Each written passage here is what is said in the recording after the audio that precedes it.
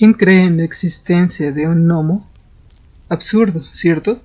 Sin embargo, todo el mundo sabe que cosas extrañas ocurren en todos los campamentos. Somos humanos que se han desconectado de la naturaleza. Por más cursos de supervivencia y primeros auxilios que hayamos tomado, nunca escapamos del orden natural de las cosas. Y aquellas que nos resultan casi desconocidas, solemos llamarlas mágicas o místicas, pero la verdad es que no las tomamos en serio, las llamamos imaginarias o falsas.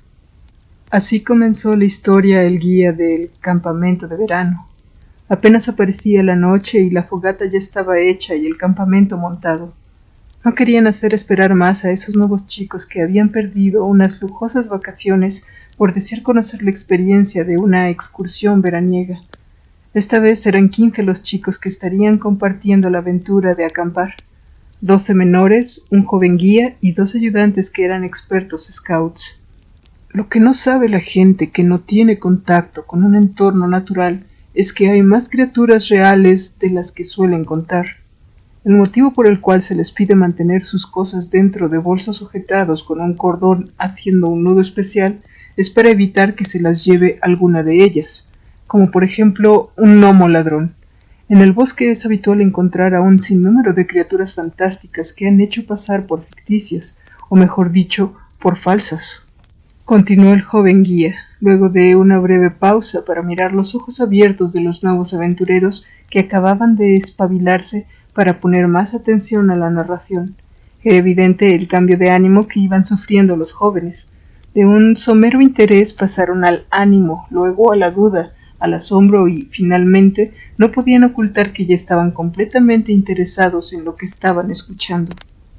Una de tales criaturas es el gnomo, el cual regularmente no entra en contacto con los humanos, y si lo hace, no es para robar o molestarlos, esa es más la tarea de un duende. Sin embargo, como en todo, siempre hay uno que otro que se escapa de las maneras habituales que se dicta para un gnomo. Se muestra con un comportamiento más curioso y enérgico, por ende, terminan actuando diferente. Algunos de los chicos sonreían, tomando aquello como una buena introducción a la experiencia, pero al dar un vistazo a sus compañeros más experimentados y notar sus rostros llenos de sorpresa y tal vez algo de miedo o al menos inquietud, terminaban contagiados y empezaban a dudar, preguntándose si aquello era una simple y divertida historia fantástica o algo tenía de verdad. Justamente es el caso de un gnomo que se escabulle entre los campamentos por la noche, para hurtar las cosas más absurdas. De esa manera es como los niños suelen regresar a casa por lo menos con un par de calcetines incompleto, un cordón de sus botas faltante o sus relojes de pulsera con el horario alterado. Al menos esas podrían considerarse como faltas inofensivas, robos intrascendentes. Fue en este punto cuando dejaron de verse unos a otros y fijar su total atención en la narración de su guía, el cual, con el tono de su voz, la seriedad de su rostro y la mirada penetrante que les dirigía a cada uno, se encargaba de envolverlos cada vez más y más en la historia, hasta hacerlos sentir que las cosas contadas habían sucedido ahí e incluso que podrían volver a suceder en cualquier instante. Sin embargo, hay ocasiones en que un gnomo puede alcanzar una tendencia malévola. En tal caso será llamado oscuro, perverso, porque actúa como un cazador acechando a sus presas, estudiando sus movimientos y entendiendo sus maneras. Entonces, lo que terminan robando no son objetos sin valor que pertenecen a los chicos curiosos e inquietos, sino sus vidas, tal como sucedió en el caso de David Puente. Y es aquí donde en realidad comienza el relato que acababa de dejar a todos los menores con los ojos completamente abiertos y con un semblante de estupefacción. Incluso, uno que otro daba muestras de incesante nerviosismo, con manos sudorosas, movimientos inconscientes de cabeza y piernas, o dando un repentino trago de saliva porque su garganta se había secado al tener por mucho tiempo la boca abierta. Este chico tenía 12 años, era adoptado y muy mimado por su madre, por lo que su padre decidió inscribirlo al campamento de verano, para que aprendiera a hacer sus propias cosas, y así pudiera descubrir su personalidad en un entorno diferente. Quería hacerlo más fuerte e independiente. Esto sucedió cuando yo aún era un niño y pertenecía a los Boy Scouts. Tenía entonces 10 años y siempre ayudaba a montar el campamento. El chico era muy solitario, pues no congeniaba con el carácter de la mayoría de los niños del campamento. Mi misión como Boy Scout era ayudar a otros a integrarse al grupo, pero este era un campamento para divertirse, así que no podía evitarle una que otra broma pesada que le jugaban los otros niños. Tras contarnos sobre estos gnomos, nos enseñaron a hacer el nudo especial, pero David era tan torpe que tuve que anudar el cordón de su bolso. Él me agradeció, pero me hizo saber que todo aquello le parecía absurdo. Reunirse alrededor de una fogata, comer mala comida y contar historias tontas y falsas. Tuve que decirle que tuviera cuidado, porque los niños que menos creían eran los más molestados por un gnomo curioso.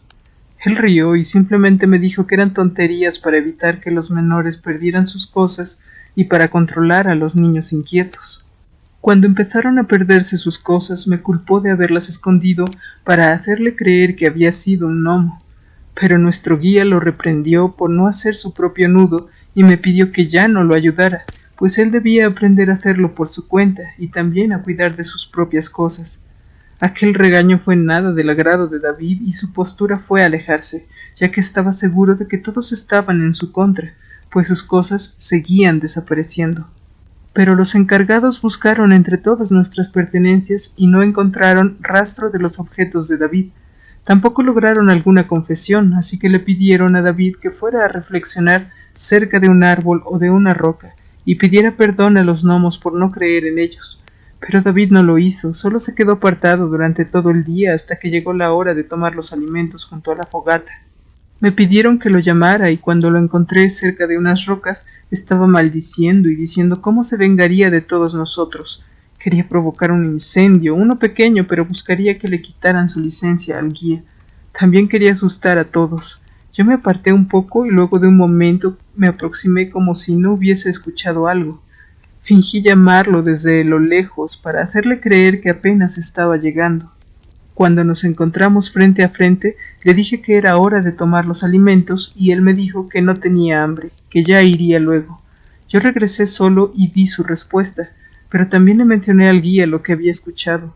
Cuando el guía se percató de que él no aparecía, decidió ir por él.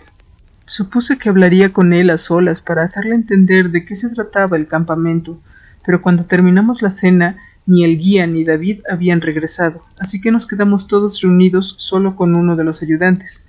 No pasó mucho tiempo cuando el ayudante que había ido a buscarlos apareció pidiendo ayuda. Entonces, conociendo las reglas, todos fuimos al lugar. El guía había tenido un accidente, estaba desmayado, así que les conté a todos lo que yo sabía. Pensamos que había sido David quien lo había atacado, sin embargo, no había rastro de él. Cuando el guía recobró la conciencia, nos dijo que una criatura oscura lo había atacado, que debíamos estar alertas y que tenían que encontrar a David. Pidió ayuda por la radio dando aviso de un niño perdido. Los chicos y yo pensamos que todo era un plan de David y que aquello serviría para que el guía perdiera la licencia. Nos quedamos todos con un ayudante y nuestro guía con el otro ayudante pasaron la noche entera buscando al chico. Casi ninguno de nosotros durmió, estábamos alertas por si nos necesitaban o por si aparecía David. Un guardabosques y 2 oficiales aparecieron junto con el guía y el ayudante cuando estaba a punto de amanecer. En aquel instante vi el rostro de preocupación de nuestro guía, pero repentinamente su semblante cambió por completo. Se quedó estupefacto ante la presencia de alguien que veía a lo lejos. Entonces gritó: «¡David, niño! ¿Estás bien?» Todos miramos a David de pie, sonriendo como si nada, caminando hacia el campamento. «Lo lamento, me aparté demasiado por ir siguiendo a un bicho raro, pero he encontrado el camino de regreso. Perdón por tardar tanto». Las cosas se calmaron y todos los niños estábamos enfurecidos con él por sus actos, pero agradecidos de que no hubiera pasado algo malo. Cuando estábamos cerca de un claro en el medio del bosque, David dijo que había un hundimiento, que sería mejor rodearlo. Por algún motivo de pronto parecía un experto, incluso el nudo de su cordón era perfecto, y el guía decidió seguir su recomendación. Por la noche vimos que su linterna desaparecida la tenía en la mano, porque lo usaba para leer una tira cómica. Todo el tiempo él sonreía. Cuando otro de los chicos hizo el señalamiento de que su linterna había aparecido, David dijo que había encontrado todas sus cosas cerca de un árbol. Seguramente fue un gnomo travieso, dijo tranquilo, y una vez más estaba sonriendo. ¿Era mi imaginación o este chico actuaba completamente diferente desde que había reaparecido? Empecé a tener dudas y a sentir una especie de escalofrío, pero reservé en mis adentros todos esos pensamientos que saltaron mi mente. Aquella noche tuve que salir a orinar mientras todos dormían. No quería lidiar con las bromas de los chicos, así que me aparté lo más que pude sin perder de vista el campamento. Noté que llegué hasta el claro que habíamos evitado. En el centro había un montículo de rocas que no recordaba de campamentos anteriores, y al no ver algún hundimiento me aproximé con curiosidad. Mi primera reacción al descubrir el cuerpo fue un grito ahogado, pero inmediatamente después salió un sonoro grito de espanto. Era David, el cuerpo de David al pie del montículo de rocas. Estaba completamente pálido, con los ojos abiertos y un gesto de terror. Cuando llegó hasta mí el guía y uno de los ayudantes, en vez del cuerpo había rocas apiladas formando una figura muy peculiar. Me dijeron que aún estaba dormido, que no había visto bien y que todo lo había imaginado. Regresamos al campamento y todos estaban ahí despiertos, incluso David Puente, quien sonreía y mantenía su mirada fija en mí.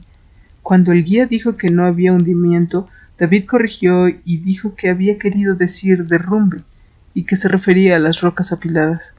Yo les conté a los otros chicos lo que había visto y unos días después, a nuestro regreso, pasamos por el claro y todos lo vieron. Un montículo de rocas junto a uno muy especial con la forma de un cuerpo recargado. David permaneció a la distancia. Por un momento todos vimos cómo nos miraba y en aquel instante descubrimos su rostro real. Aquello no era un rostro humano. Nadie quería mencionarlo, pero había sido obra de un gnomo oscuro. Entonces al fin lo dijo uno de los chicos. ¡Lo ha matado! Todos permanecimos en silencio mirándonos, convencidos de que lo que había dicho nuestro compañero era totalmente cierto, pero fuimos incapaces de mencionar algo más al respecto. El tiempo pasó y nadie volvió a hablar más del asunto, pero siendo adulto, un día encontré un ramo de flores junto al montículo de rocas. Escuché que los padres de David se habían separado y que el señor Puente iba cada año a dejar flores en el claro del bosque. Dicen que David se fue a estudiar a la ciudad, pero quienes estuvimos en aquel campamento sabemos que David fue convertido en roca. Yo pienso que de alguna forma, al igual que nosotros, su padre descubrió al gnomo que le robó la vida a su hijo.